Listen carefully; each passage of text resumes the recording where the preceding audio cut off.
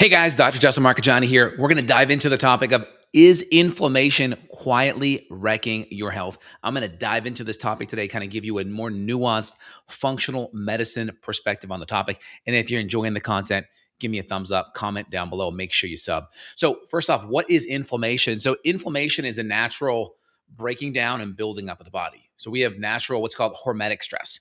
I do a bicep curl, it creates a little inflammation. You feel it the next day or two, your biceps feel a little sore, your muscle over time gets a little bit bigger, right? It hypertrophies, it grows. That's a hormetic stress. That means your body takes in a stress, it breaks it down a little bit, but then you build up just a little bit stronger. So break down, build up just a little bit over it. That's healthy inflammation. That's healthy stress.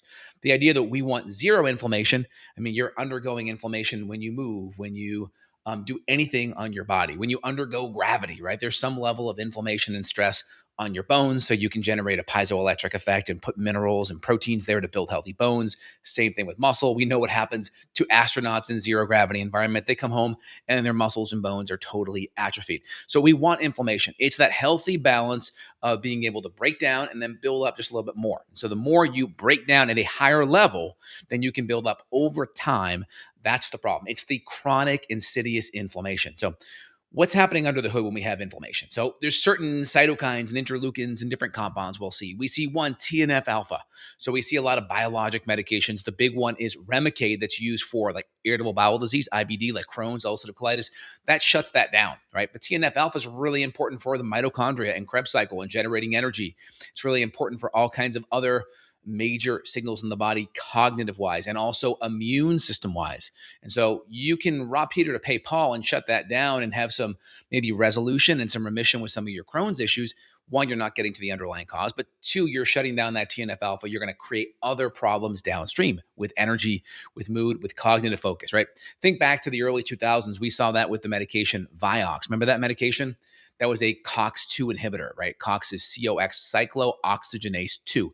That enzyme was really important for gut health, for heart health, for liver health. And we saw all kinds of strokes and cardiovascular issues. I think 60,000 people died taking Vioxx. Major lawsuits pulled from the market, but it was FDA approved for years, right? Newsflash, 2 out of 5 medications that get FDA approved are actually pulled off down the road, right? So FDA approval out of the gate really isn't that good.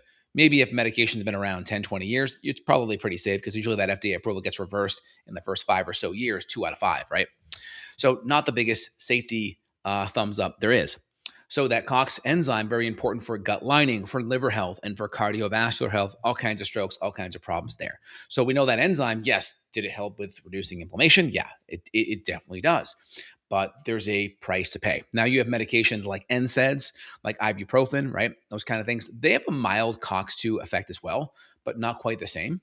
Not quite the same. Now again, ibuprofen taken the correct way still kills about 20,000 people a year. So ibuprofen, does it work? Is it a great drug? Yeah, it is. It really is. But you just don't want to have to rely on it every day.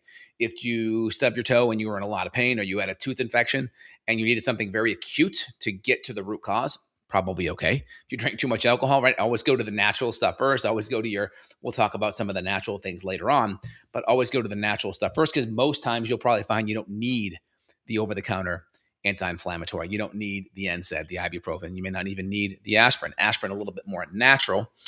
Tylenol definitely not as good to please glutathione, but we can reduce and mitigate our need for any of those medications. So we talked about TNF alpha. Well, nuclear factor kappa beta is another one. Interleukin 6, interleukin 4, interleukin 3, all the different interleukins. These are all going to they're all a downstream result of inflammation. So now you have to go upstream, right? What's driving the upstream inflammation? The first thing we're going to look at is food, inflammatory foods. So the first thing is we have different fatty acids can drive inflammatory pathways. So we have prostaglandin 1 and 3. These are going to be more anti-inflammatory pathways, right? DHA fats from fish oil, right? These are 22 carbon, 20 carbon from EPA, right? These are going to drive prostaglandin 1 and 3, very anti-inflammatory pathways, right? Prostaglandins or eicosanoids, these are kind of like chemical signalers, and fats play a really important role with that. So healthy fats or the fish oils going to increase that 1 and 3 prostaglandin. Some of your saturated fats like coconut oil can be a little bit more neutral and or anti-inflammatory. You have your stearic acid or your arachidonic acid from animal products could go a little bit more down the omega-6 prostaglandin 2 pathway, but if they're more grass-fed, you tend to have a lot more inflammation reduction with good, healthy animal products, especially more pasture fed, grass fed. It's going to shift that fatty acid profile about 10%, make it about 10% or so more anti inflammatory. That's a good thing. So, fats are important. So, what are the fats that can drive more of that prostaglandin 2 inflammation? That's going to be your seed oils, right? That's going to be any of your flours and grains. Any of your sugar is going to increase inflammation. It's going to cause platelets to get more sticky. It's going to cause cells to agglutinate. That means they stick together, they don't flow well. One of the first things you see with like anti-inflammatories, what do you see? You see blood thickening decreases. Think about aspirin, right? Aspirin decrease platelet aggregation. That means platelet stickiness. And so anti-inflammatory does drive less stickiness. That's good. Why? Well, because the more inflamed you are, guess what? 60% of all cardiovascular incidences, they aren't from like a blockage per se, they're from a clot. They're from a clot being thrown that creates a blockage. It's not a blockage that creates that just impacts oxygenation to the heart and to the brain. It's actually a clot. And so the more we can make our platelets and our blood less sticky and flow better and more smooth, right? That's going to decrease our chance of cardiovascular incidents. That's so key out of the gate. Really important there. So we talked about fatty acids. So fatty acids play a big role. What are the right fatty acids? Monounsaturated fats are going to be still good. Cold pressed avocado oil, cold pressed olive oil, single source is going to be great. Make sure they're not cut with any other oils. Look for single source or 100%. Healthy saturated fats are going to be great, right? These fats are less prone to oxidation, right? Oxidized fats are going to be more rancid. They're going to have lipid peroxides in there. They're going to be not good for you. They're going to not be good for your system at all, right? And so good, healthy saturated fats are going to be the way to go. So coconut oil, grass-fed beef, any of your tallows are going to be excellent. No problem there. Your processed seed oils are going to be problematic. So think of your canola oils, think of your soybean, think of your rapeseed oil, think of your safflower potentially as well, right? Think of your corn oil, any of your grain stuff, all going to be problematic out of the gate. So we want to work on reducing inflammation. Now, we talked about inflammation. Food plays a big role. Blood sugar also plays a big role. If your blood sugar is going up and down, if you're insulin resistant and you have your wonky blood sugar that's bouncing around, that can also cause the cells to stick together more, right? You have this protein cross bridging that starts to happen with that glucose molecule, with that sugar molecule, and that can cause the cells to get sticky and hard, right? This is called glycation, right? The perfect example of this is you go to a steakhouse, you get the creme brulee with the blowtorch on top with the cream, that crispiness on top, that browning that happens, that is glycation. It's oxidation that's happening. And that's what's happening in your blood vessels, right? In your capillaries when glucose and insulin is too high. Again, glucose happens first, insulin comes second. When both are high, they can be really problematic. They can really hurt the blood vessels. That's why one of the first things you see with diabetics, you see kidney problems and you see eye issues. And then you get the peripheral neuropathies because as the blood goes further out, the capillaries and the blood vessels go smaller. So as you deal with smaller blood vessels, that's where blood flow can be impacted the most out of the gate. All right. So talked about inflammation in food plays a big role. Inflammation in fatty acids, I mentioned that plays a good role, right? Less of the omega-6, more pasture-fed, more high-quality saturated fat, right? Saturated fat is going to be more chemically resistant to oxidation. So if you look at organic chemistry, right, you got a carbon and a single bond, a carbon and a single bond. That's what saturated fats are. A carbon in organic chemistry can have 4 bonds next to it. And when they're all single bonds, that makes it less prone to oxidation. So when you start making monosaturated or polysaturated, you're starting to add more double bonds between the carbons. And double bonds are more fragile. They can break more. So what could cause it to break? Heat. Heat's a big one, right? And so saturated fats, they have that single bond between the carbons. That means that carbon is saturated. It has all 4 spots bond to it, and that's going to make it less prone to oxidation. Don't want to get too much in the weeds there, but just want you guys to have an understanding of the organic chemistry there. And then next, okay, so now we're going to talk about exercise. Really important. We need exercise to stimulate bone growth, collagen growth, to stimulate the piezoelectric effect, to keep the bones strong. Really important.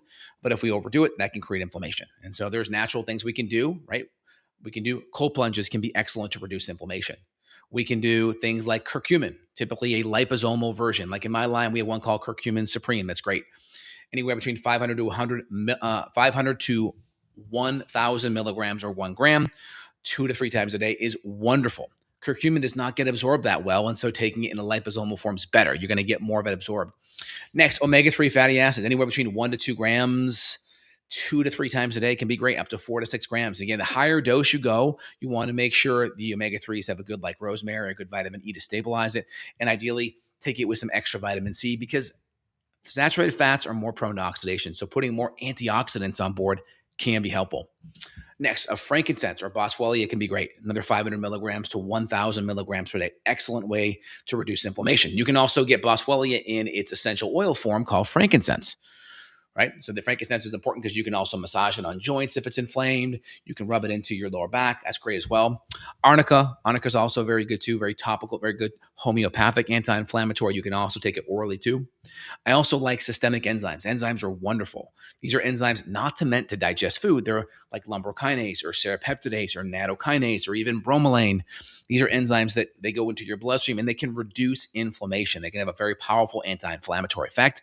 I like it because it can decrease chances of clotting. So if you're worried about any clotting issues or you're dealing with any, certain pokey proteins floating in your bloodstream and you want to reduce those pokey proteins, that can also be very helpful at decreasing those proteins. So nattokinase is excellent at that and reduces scar tissue. It can definitely help with blood flow. Very good there. Next, one more. Peptides, wonderful. So BBC 157, TB 500, KBV peptides. These are great for reducing inflammation, helping to stimulate connective tissue healing and recovery. Also, when we're dealing with inflammation, we have this natural tissue breakdown that happens. So we want more raw material to build up tissue. So what makes sense there? We want collagen peptides. Collagen's wonderful. Gives us more of that connective tissue we don't typically get from our muscle meat. We aren't typically consuming lots of broths and lots of skin and putting the whole bones and making soup and extracting the cartilage and the round bones out. So collagen peptides can be wonderful to get those amino acids that are so helpful for our tissue. We can also add in things like glucosamine sulfate or chondroitin sulfate, which come from like usually crustacean shells, and MSM can be really great to help with joint, cartilage, connective tissue, and ligament support too. So I mentioned other modalities like cold plunges can be very helpful for inflammation. Also, red light or infrared light's great. Here's my infrared red light laser, which is wonderful. I'll hook it up on a stand and I'll laser my lower back or my knees here if I'm a little bit stressed. Red light or my LED panel over there is great. We can also do hyperbaric oxygen therapy, which is great. There's some bioelectric devices like the Nubi, which are wonderful for reducing inflammation as well. So we have to get to the underlying cause of why that inflammation is there.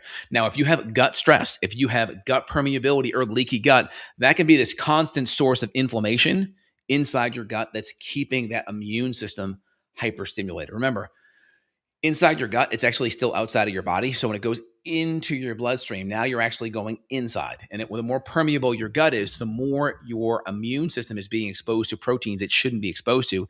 And that can create increased food allergens. Remember, 80% of your immune cells are in your intestinal tract. They're in your MALT, right? The mucosal associated lymphoid tissue that's in your small intestine.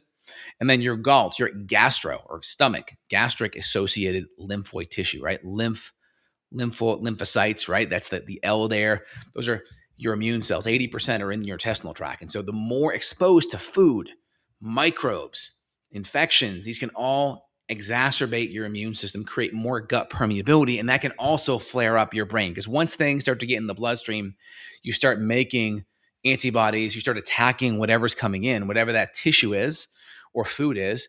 Now you're starting to develop more cytokines, more interleukins, more nuclear factor kappa beta, more TNF alpha, these inflammatory downstream compounds. The more side effects you're going to have, the more achy you're going to feel, the more tired you're going to feel. The more you're going to have mitochondrial issues, right? The more you're not going to be able to heal and recover. So we have to look at the bacteria balance in the gut. We have to look at SIBO. We have to look at H. pylori. We have to look at fungal overgrowth. We have to look at potentially mold and or mold toxins called mycotoxins. These can all be important things. We can even throw Lyme or different Lyme co-infections into that list as well. They're all very important to look at because they can be part of this inflammation stressor. Like you have this inflammation bucket. The more genetically healthy you are, the bigger your bucket is. If God gave you a smaller bucket, by being healthier, doing the right thing, you're going to widen that bucket. By having better sleep, you're going to widen that bucket. By eating healthier, you're going to widen that bucket. But if you put stressors in and that bucket fills up, and then it's like you put that one more thing in the bucket overflows, people think, oh, well, I'm just sick because that one thing caused it. It's like, well, no, that's the bodybuilder that bent over to pick up the loaf of bread and busted his disc. That loaf of bread didn't do it. That bucket was full ahead of time. And that's what made him more susceptible to have that disc issue. Same thing with you. So a good functional medicine doctor is going to go do a good audit of all those stressors in your metaphorical stress bucket and try to pull them out. Try to get the foundational things set, which pulls a lot of things out. Sleep, movement, hydration, electrolytes, digestion, absorption, calming down gut inflammation, maybe helping with dysautonomia. Really, that wound up nervous system, getting that calmed down can really make a huge difference out of the gate. Very good. All right. Any other questions, guys? Feel free and let me know. There'll be comments down below. Love to see it. Again, my Thyroid Reboot book is out. Okay. Thyroidreboot.com is a link where you can go redirect right to Amazon, get that book, support me. I appreciate it. If you want more support, if you want to dial in with my staff and my team here, we're happy to see patients worldwide and work on getting to the root cause of what's happening with your health. We'll follow the same principles I talk about here in my videos. We're going to look under the hood. We're going to make sure the diet's good. We're going to make sure infections and anything that could be a stressor on your body is fully evaluated and everything is crossed off of our list. If you want that support, there'll be a link down below. Feel free and reach out. All right, guys, hope you guys enjoy everything. Question here came in. Have you heard of an ancient strain of grain, ancient strain of wheat that people are eating even if they're gluten sensitive? So Dr. William Davis talked about this strain. It's called einkorn wheat. This is like the biblical grains of thousands of years ago, where it's like kind of more dense grains. And these make more sense, but if you're already inflamed, it's probably not something you want to start with. Once you get healthier and you're in better shape, if you want to try something like that down the road, or some kind of a sourdough where some of the casein and inflammatory compounds in grains is fermented out, that's a better choice. But get healthy first and then come to that. If you already have a lot of issues, I wouldn't try to stack that in thinking it's going to be enough to move the needle. I can't tell you how much gluten can be a big stressor. And again, gluten, the problem with it is glyphosate has been used from planes for over a decade now, not just to wipe out pesticide, not just to wipe out the bugs that are on the plants, right, and to prevent fungus and all kinds of bacteria. They also desiccate the wheat. And so what desiccation means, it dries it out. So the more dry it is, the less chance it has for fungus. Well, in that desiccation process, glyphosate increases the content of gluten in the grain. And then the more glyphosate potential residue on there, glyphosate can impact the brush border cells of the small intestine. These are the microvilli that suck up the food and nutrients. And it can also make the gut more permeable. So now you increase in the gluten protein, you're adding glyphosate and it's making your gut more permeable. And now you're getting more of this protein into your system. And now your immune system and your gut is seeing it and it exposed. And now you have this molecular mimicry thing that can happen where now it's tagging the surface proteins of that gluten, but now other tissues in the body are getting attacked as well. And so that's kind of why the glyphosate plays a big role, because it impacts the gut permeability and also wipes out the microbiome as well. And those probiotics are really important for all kinds of anti-inflammatory benefits too. We talked about inflammation. Healthy gut bacteria plays a major role at reducing inflammation as well. All right, guys, if you enjoyed the content, please feel free to let me know.